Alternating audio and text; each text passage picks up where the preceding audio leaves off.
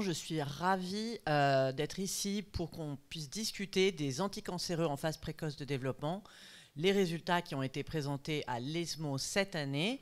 Et je suis ravie d'être ici avec Capucine Baldini qui va nous parler des thérapies ciblées, qu'est-ce qu'il y a en termes de nouvelles thérapies ciblées, et avec Kaïssa Wali qui va nous parler plutôt des nouvelles immunos présentées à ESMO 2023. Donc merci beaucoup. Capucine, on commence avec toi. C'est parti, donc bonsoir à tous. Je vais commencer donc ce post-ESMO par les thérapies ciblées. Pas mal de nouveautés en termes de thérapies ciblées et j'ai choisi en fait 3 molécules. Les 2 premières molécules qui sont des molécules qui sont évidemment des ADC, donc les molécules qui ont le vent en poupe et on voit des nouveaux ADC assez régulièrement sur le... Ah voilà, ça marche. Des ADC qui sont développés beaucoup en phase 1, qui sont même maintenant, qui ont des autorisations de mise sur leur marché. Et notamment, je vais vous présenter 2 ADC qui ont pour cible thérapeutique le B7H4. Donc c'est un peu un mix aussi avec l'immunothérapie. B7H4, il est de la même famille que les différents checkpoints. On en a déjà parlé dans ces postes ESMO et ASCO, notamment du B7H3, de la même famille, qui avait montré des résultats très intéressants avec des ADC, notamment dans les cancers de la prostate.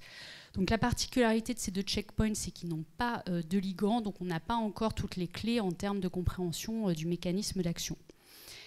Le B7H4, il est surexprimé dans plusieurs types tumoraux, et notamment en gynécologie, dans les cancers de l'endomètre, de l'ovaire, des cancers du sein triple négatifs ou HER2 surexprimé, et puis également dans les cholangiocarcinomes. Donc c'est vrai que c'est une cible particulièrement intéressante dans des types de tumeurs où on n'a pas énormément d'options thérapeutiques et d'innovations actuellement en développement. Donc, la première molécule, c'est la molécule de Seattle Genetics, que nous allons avoir d'ailleurs au DITEP dans les prochains mois. Donc c'est un ADC classique de Seattle, le Vedotin ADC, qui est relié au MMAE avec son protease cleavable linker. Au niveau du design, ils ont présenté les résultats de l'escalade de dose. Ils avaient 2 cohortes, une cohorte 2 semaines sur 3 et une cohorte 2 semaines sur 4. Et vous allez voir que ça a un impact notamment en termes de tolérance, et évidemment c'est les critères de jugement classiques pour les études de phase 1. Donc en termes de tolérance, un profil de tolérance qui était quand même assez lié au linker, des événements reliés au traitement de grade 3 quand même dans 46% des cas avec le schéma 2 semaines sur 3 et dans 40% des cas sur le schéma 2 semaines sur 4 avec 3 DLT dans le schéma 2 semaines sur 3 et une DLT dans le schéma 2 semaines sur 4.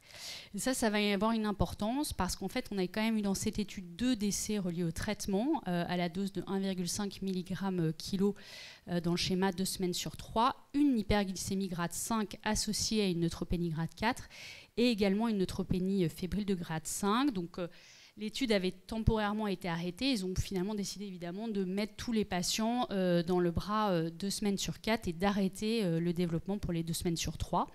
En termes de tolérance, c'est une tolérance qui est liée au payload, beaucoup d'événements évidemment hématologiques, fatigue et puis neuropathie périphérique, mais pas de neuropathie périphérique de grade 3, ça c'est important. Donc les taux de réponse qui ont été rapportés, plutôt intéressants, dans les cancers du sein 25%, 20% dans les cancers de l'ovaire et 20% quand même dans les cholangiocarcinomes, donc des pistes quand même d'intérêt, en tout cas pour le futur développement de cette cible. La deuxième molécule qui ciblait aussi B7H4, alors ça c'est un ADC qui a été développé par une boîte chinoise, donc un payload différent, un top 1 inhibiteur, toujours un linker clivable. Une escalade de doses somme toute assez classique et puis un développement du coup dans les types de tumeurs où B7H4 est surexprimé. Au niveau de la tolérance, plutôt mieux tolérée que la molécule précédente, surtout des toxicités hématologiques principalement. Et en termes d'efficacité, quand même assez intéressant, assez joli, 30% de taux de réponse dans les cancers du sein triple négatif chez des patientes qui étaient quand même lourdement prétraitées. Et dans les cancers de l'ovaire, alors je vous l'accorde, il y avait peu de patients, donc attention aux conclusions, mais les patients de platine résistante, d'entre elles pré-traitées par PARP inhibiteur, et quand même 66% de taux de réponse. Donc en tout cas, une molécule et une cible d'intérêt dans ce type de cancer.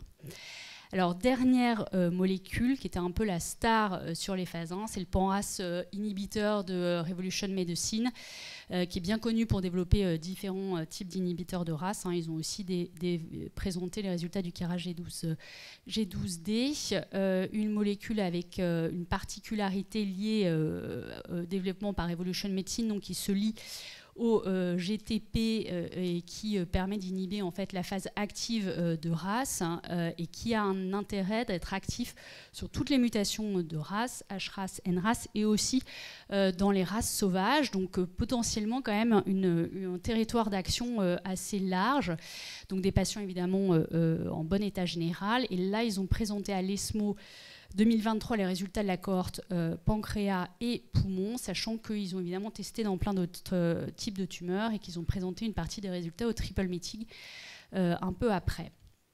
Donc en termes de patients et de maladies, donc je vous ai dit cancer du poumon non à petites cellules, cancer du pancréas, poumon donc plutôt des mutations G12D, G12V, pancréas plutôt G12D, G12V et aussi G12R. Des patients évidemment qui avaient déjà reçu les différentes lignes de traitement standards.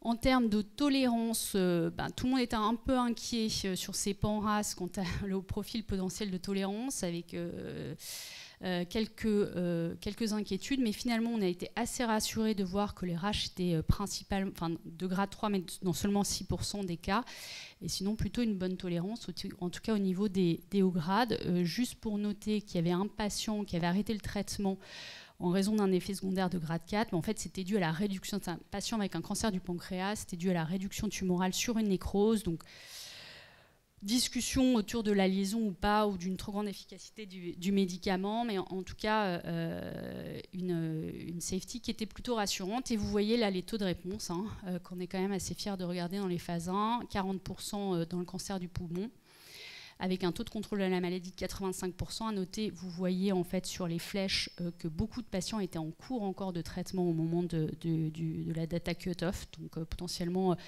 à voir avec un peu plus de recul. Donc voilà, des taux de réponse, des durées de réponse. Vous voyez, la médiane de temps sous traitement était à 3 mois, donc préliminaire, mais déjà des réponses confirmées. Dans le cancer du pancréas, 20% de taux de réponse également des patients qui étaient en cours. Donc on est plutôt évidemment très enthousiaste sur cette molécule et on espère donc voir les résultats un peu plus matures et notamment aussi les nouvelles études en combinaison. Super, merci beaucoup. Et juste pour être bien clair, ils disent, le titre dit pan-RAS, mais c'est pas pan-RAS, c'est pan-KRAS G12. Alors non, c'est actif aussi sur les HRAS, les NRAS et les RAS wild-type. C'est l'intérêt de cette molécule, c'est vraiment d'avoir une action pan-RAS et donc d'être potentiellement utilisée soit en monothérapie en dehors des KRAS G12. Là, ils ont juste présenté les résultats des KRAS G12, mais en fait, ils ont les données sur toute la population. D'accord. On n'a pas vu encore. Mais donc, un champ de développement qui est énorme. Énorme. Ok, merci de cette clarification, parce qu'effectivement, ça change les choses. Ok. Super, on va passer aux immunothérapies. Merci beaucoup. Kaïssa, vas-y. Alors du coup, on va rester sur le thème des ADC pour débuter. Et donc, je vous présente d'abord l'étude BDC 1001. Donc, c'était une étude qui avait déjà été présentée à l'ASCO. Et en fait, ce qui est assez marrant dans cette molécule, donc, c'est que c'est un anticorps conjugué qui va targeter HER2, mais dont le payload, en fait, n'est pas une chimiothérapie, mais une molécule d'immunothérapie qui est un agoniste TLR. Et donc, ils ont présenté les données de l'escalade en monothérapie et en combinaison avec le nivolumab. Et donc, ils avaient 131 patients qui ont été traités en monothérapie et en combinaison avec 16 types de cancers différents qui surexprimaient tous HER2. Ils sont montés jusqu'à des niveaux de dose de 20 mg par kilo. Et en termes de tolérance, on avait une tolérance globale qui était avec un profil de tolérance assez safe, puisqu'on avait assez peu d'effets secondaires, notamment cardiologiques. Un taux de réaction à la perfusion qui était de 29,8%, mais qui était principalement des réactions de grade 1 ou 2. Et ce qu'ils ont montré, c'est qu'ils n'avaient pas plus d'effets secondaires dans le groupe en combinaison avec le nivolumab. En termes d'efficacité, donc en monothérapie, donc à la cohorte 20 mg par kilo, ils avaient 7 patients évaluables avec un taux de réponse de 29%. 43% des patients qui avaient une maladie contrôlée à plus de 24 semaines. Et dans la combinaison, il y avait aussi 7 patients qui étaient évaluables et même taux de réponse de 29%. 57% des patients qui avaient une maladie contrôlée à plus de 24 semaines, donc des résultats qui sont quand même assez intéressants chez des patients qui étaient multitraités. La deuxième étude, c'est une étude avec des carticelles, donc l'essai BTN 211, qui évalue des carticelles qui ciblent la claudine 6. Donc la claudine 6 est surtout surexprimée dans les cancers de l'ovaire et les tumeurs du testicule. Et ce qui est assez intéressant, c'est qu'ils ont, dans une des cohortes, associé les carticelles à des injections de vaccins ARN qui ciblent la claudine 6.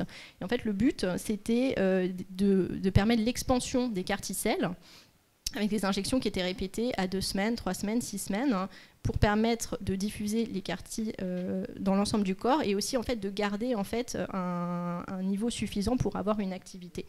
Ce qu'ils ont montré d'ailleurs, c'est que dans tous les patients qui avaient reçu le vaccin, ils arrivaient à détecter les carticelles dans le sang à plus de 100 jours après qu'on ait injecté les patients. Pour rentrer dans l'étude, il fallait avoir un taux d'expression de claudine 6 de plus de 50% dans les cellules tumorales. Et donc, en termes de safety, ils avaient quand même eu 3 DLT dans l'ensemble des cohortes, 2 pancytopénies et 1 sepsis. Au total, ils avaient 30 patients sur les 44 qui étaient évaluables qui avaient fait des effets secondaires de grade supérieur ou égal à 3. Dans presque la moitié des cas, c'était des effets secondaires biologiques, surtout des pancytopénies et des cytolyses. Ils avaient en tout aussi 23 patients qui avaient fait des CRS, donc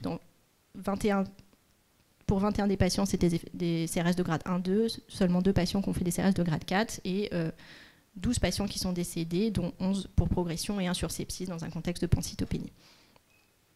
En termes d'efficacité, on l'a dit tout à l'heure, c'était surtout des cancers de l'ovaire et des tumeurs du testicule, médiane de traitement antérieur de 3, et en fait on a quand même un taux de réponse de 59,1%. Avec un taux de contrôle de la maladie de 95,5%. Donc actuellement, ils vont essayer d'ouvrir une nouvelle cohorte en essayant de diminuer la lymphodéplétion pour essayer de voir s'ils arrivent à avoir un meilleur profil de safety. Mais des résultats qui sont quand même assez intéressants. J'ai demandé le protocole de lymphodéplétion pour préparer les patients à recevoir leur CAR-T. C'était quoi le truc classique, cyclophosphamide, fludarabine. Ok. Oui, qui est quand même... Alors, sachant que il y a certains patients qui n'ont pas eu du tout de lymphodéplétion et ces patients-là, en fait, ils n'ont pas du tout répondu. Donc c'est pour ça qu'ils essaient de trouver un peu un mix entre les deux. Et donc la dernière molécule, c'est le SHR-1701 qui en fait est une protéine de fusion qui cible le PDL1 et le TGF-bêta en combinaison avec le bevacizumab, et ils ont présenté les données des cohortes d'extension. Donc la cohorte 1, c'était des patients qui avaient des adénocarcinomes gastriques ou de la jonction œsogastrique qui étaient naïfs de traitement, PDL1 supérieur à 1. Dans la deuxième cohorte, c'était aussi des adénocarcinomes gastriques, mais qui pouvaient avoir reçu au moins 1 ou 2 lignes de traitement antérieures. Et dans la dernière cohorte, c'était des adénocarcinomes bronchiques qui avaient été pré-traités par immunothérapie et chimiothérapie. Donc, comme on peut le voir ici, donc, ce qui est intéressant de remarquer, c'est que dans la cohorte 2, les patients avaient finalement reçu dans plus de 70% des cas seulement 1 ligne de traitement antérieure, et que dans les 3 cohortes, en fait, les patients, dans près de 50% des cas, avaient des métastases hépatiques. En termes de toxicité, on avait quand même des effets secondaires de grade supérieur ou égal à 3 dans 35,8% des cas. Donc c'était souvent plutôt des anémies ou des cytolyses hépatiques. Ils n'avaient pas beaucoup d'effets secondaires immunomédiés. Par contre, ils avaient un certain nombre d'événements hémorragiques qui étaient surtout de grade 1, mais qui du coup étaient reliés au bevacizumab. Et en termes de réponse, ils avaient dans la cohorte 1, donc patients qui étaient naïfs de traitement, un taux de réponse dans la cohorte totale de 21%. Chez les patients qui étaient CPS supérieur à 5, 26,7%. Donc pour rappeler, le FOLFOX nivolumab en première ligne donne un taux de réponse de 60% chez les patients qui sont CPS supérieur à 5.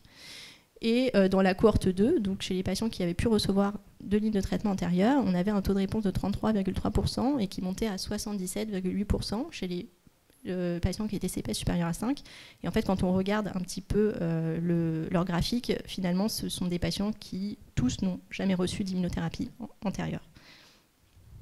Par contre, pour le cancer du poumon, on a un taux de réponse qui est beaucoup plus faible, seulement de 10%. Donc à voir par la suite. Et pourquoi ils avaient sélectionné ces deux maladies en particulier pour l'association d'un PD1 avec un TGF-bêta? Parce que, a priori, c'est les deux pour lesquels ils avaient eu des réponses initialement dans l'escalade. J'aurais aussi, je suis aussi partie peut-être vers autre chose. D'accord, bah, super. Merci beaucoup. Donc, beaucoup de nouveautés. Et probablement pour moi, celui qui est le plus innovant, c'est l'ADC qui n'est pas lié à une chimio, mais qui est lié à un TLR agonist. Et effectivement, typiquement, c'est parce que ce genre de traitement doit toujours être donné en intratumoral. Donc, c'est une façon de le faire en intratumoral, mais avec un traitement systémique qui permet de traiter plus de la maladie. Donc, c'est très intéressant. Et on va pouvoir avoir accès à certaines de ces molécules dans le cadre d'essais à l'IGR? Exactement. Bah, cette molécule-là arrive bientôt au DITEP. Et on a l'ADC B7H4. D'accord. Super. Bon, bah, merci beaucoup à toutes les deux. Si quelqu'un a des questions, n'hésitez pas. Et sinon, on va pouvoir passer à la phase suivante. Merci. Merci.